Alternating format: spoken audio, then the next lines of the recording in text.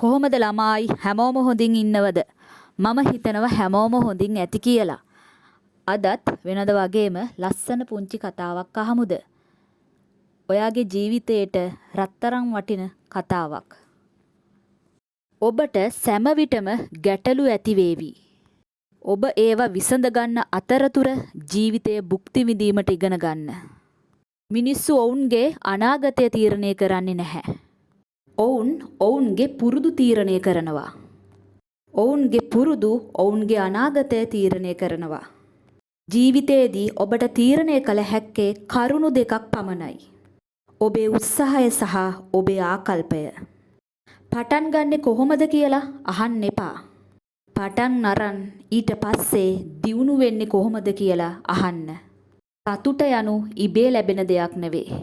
සතුට ඔබ හොයාගත යුතු දෙයක්. ඔබ ලෝකෙන් බොහෝ දේවල් බලාපොරොත්තු වෙනව නම් ඔබ ලෝකයට සුවල්පයක් දෙන එක හරිද? ඔබ ලෝකයට බොහෝ දේවල් දෙන්න. එතකොට ලෝකයෙන් ඔබටද බොහෝ දේවල් ලැබේවි. ඔබ කරන සෑම දෙයක්ම උසස් පෙමතියකින් ලෝකයට දෙන්න. හැබැයි ඔබ අඩු අපේක්ෂාවකින් හැම විටම බලාපොරොත්තු වන්න. මොකද එහෙම වුණොත් ඔබට සතුටු වෙන්න ලේසියි. ඔබේ ගැටලු වලින් භාගයක්ම ඔබේ මනස නිසා ඇතිවන දේවල්. කුඩා දේවල් පවා ඔබ ඊටා ලොකුවට හිතන්නේ නැතිව සාමාන්‍ය විදිහට ජීවත් වෙන්න උත්සාහ කරන්න. ඔබට දියුණු වෙන්න අවශ්‍ය නම් මුලින්ම ඔබ ලාභ පාඩු සොයන්න එපා. ඔබ ඒ දේවල් වලින් ලබාගත් අත්දැකීම ගැන සතුටු වන්න. මිනිසුන් මුදල් හෝ පහුගිය කාලයේ සිදුවෙච්ච දේවල් වලට ඔබව පාලනය කරන්න ඉඩ නොදෙන්න. ඕනෑම අභියෝගයකට මුහුණ දෙන්න ඕනෑම මොහොතකදී පුරුදු වෙන්න. හැම මොහොතකමදීම ඔබව විශ්වාස කරන්න. ඕනම දුකකට මුහුණ දෙන්න ඔබව පුහුණු කරලා තියාගන්න. ඔබට ඔබව පාලනය කරගන්න පුළුවන් නම් ඕනම දුකකට ඔබට හුරු වෙන්න පුළුවන් නම් ඒ දේද ධනාත්මක දෙයක් කියලා හිතන්න පුරුදු වෙන්න. ඔබ වෙනුවෙන් මගේ පැතුම මේක.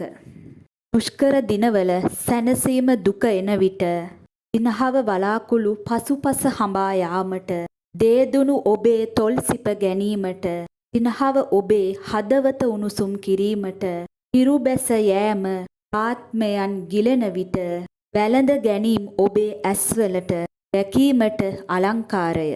ඔබේ පැවැත්ම දීප්තිමත් කිරීමට රත්‍රයෙන් ඔබට විශ්වාස කළ හැකි ඇදහිල්ල. ඔබ සැක කරන විට විශ්වාසය. ඔබ ගැන දැනගැනීමට ධෛර්යය. සත්‍යය පිළිගැනීමට ඉවසීම. ඔබේ ජීවිතය සම්පූර්ණ කිරීමට ආදරය අවශ්‍ය වේ. සෑම දිනයකටම ස්තුති කරන්න. සෑම දවසකටම ආදරය කරන්න. මොකද ඔබට මේ තියෙන ජීවිතය තවත් කෙනෙකුට මිහිපිට අපායක් වෙන්න පුළුවන්. එහෙමත් නැත්නම් මිහිපිට රාජධානියක් වෙන්න පුළුවන්. එහෙමත් නැත්නම් සාමාන්‍ය ජීවිතයක් වෙන්න පුළුවන්. ඉතින් මේ තුنين ඔයා කොතන හිටියත් ඔයාට ජීවිතය දුන්න මේ දවසට ස්තුති කරන්න.